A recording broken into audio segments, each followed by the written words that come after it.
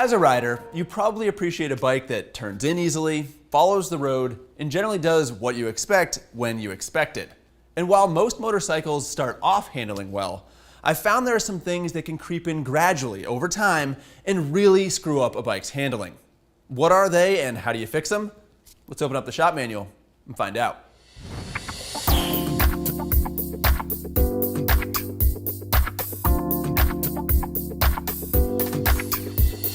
Whether your bike is handling weird now and you're trying to figure out why, or you just want to be able to identify common issues in the future, here are 5 problems that I've encountered often enough that I figured it was worth making a video about. Now, keep in mind that these issues I'm listing are progressive, meaning they will increase in severity as things wear. That being the case, you might not notice them right away, or worse yet, you might unconsciously adapt and not notice until things get really bad. The good news though is that once you fix the problems, your bike's gonna feel a lot better. One of the first things you should check is your tires. You'd think that tire wear would be an obvious red flag, and yet people tend to underestimate how much a flat spotted rear or a triangulated front tire will inhibit a bike's handling and stability. Front tire wear is especially problematic because it can appear minor but has an outsized impact on how your bike steers. If the shoulders are worn flat, giving the tire a triangular profile, or if there's cupping, meaning that the tread groove is worn low on one side but is still tall on the other, then your bike's steering can feel, well, all kinds of crappy. But here's the thing, since the tire's profile erodes slowly over the course of thousands of miles, you just sort of get used to it. That's why it's important to check tire pressure and condition regularly, and why spooning on new tires with a fresh, round profile is so satisfying. New tires can make it feel like a new bike, at least in terms of handling. Sticky or worn steering head bearings will also affect your bike's handling, and don't I know it. Several times now, I've ridden motorcycles that exhibited an odd and unnerving behavior.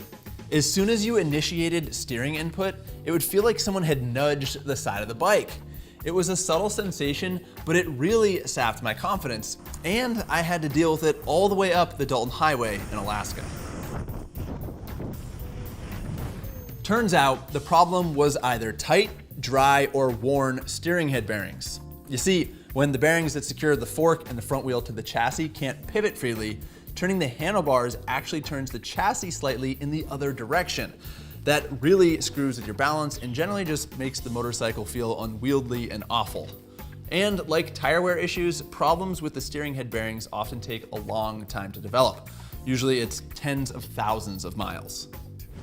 To check your steering head bearings, put the bike on its center stand or a rear stand, and then carefully jack up the front of the bike so that the front wheel is just off the ground. Now swing the steering from lock to lock.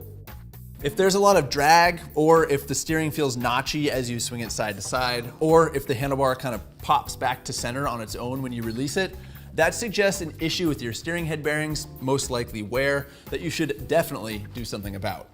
Keep in mind that if the handlebar flops to one side or feels like it wants to turn on its own, that might be because the control cables or the wiring harness are imparting a little bit of pressure and not necessarily because of an issue with the bearings. Excess throttle slack is definitely something that will make your bike harder to ride, and it's one of my pet peeves. Sloppy throttle free play is something we have covered before on the shop manual. It's one of those simple little things that can really ruin your riding experience. Because if there's excess throttle slack, there's going to be a delay between when you open the throttle and when the engine actually responds. Now, the throttle cables will stretch slightly and wear into their housing, so throttle slack is something that increases over time. The good news though is that it is super easy to check and adjust, and we've already got a video that shows you how to do it. Speaking of excess slack, a severely worn chain and sprockets give a similar sensation to too much throttle free play and can make feeding power in smoothly harder than it needs to be. If your chain is sagging and loose, you might just need to adjust it, or it could actually be worn out, in which case there is excess clearance between the link pins and the bushings. That little bit of added clearance within each link can add up to a lot of tensile play, and that can make the initial phase of acceleration and engine braking abrupt, which again makes a bike harder to ride.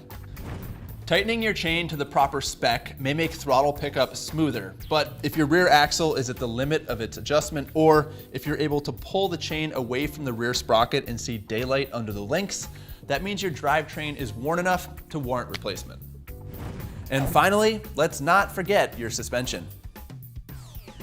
Now, if your engine leaks a little bit of oil every few days, I'm talking like a couple drops, how many of you would wipe it up with a rag and carry on? I mean, I would.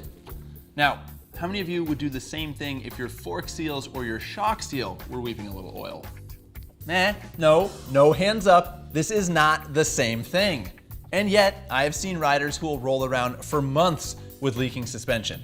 In fact, even met a guy who had the audacity to tell me that his fork stopped leaking on its own. It didn't stop leaking, it ran out of oil. Once you start losing suspension oil, you start losing damping as well. So your bike will bounce more and it won't feel as planted or stable. And like tire wear issues or head bearing problems, suspension leaks can take a while to show up. They can be very gradual, so you might not even notice the deterioration in your bike's damping. It's also not just bad for the bike's handling. The oil usually drips down the fork and onto your brakes, which is obviously very bad, and eventually the loss of lubrication will damage the bushings in your fork and shock.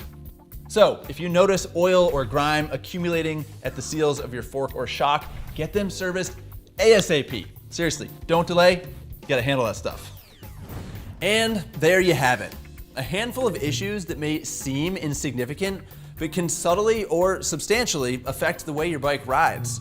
So if you like the way your motorcycle steers and goes over bumps and generally behaves, you're gonna wanna keep an eye out for these problems so they don't sneak in and ruin your bike's handling.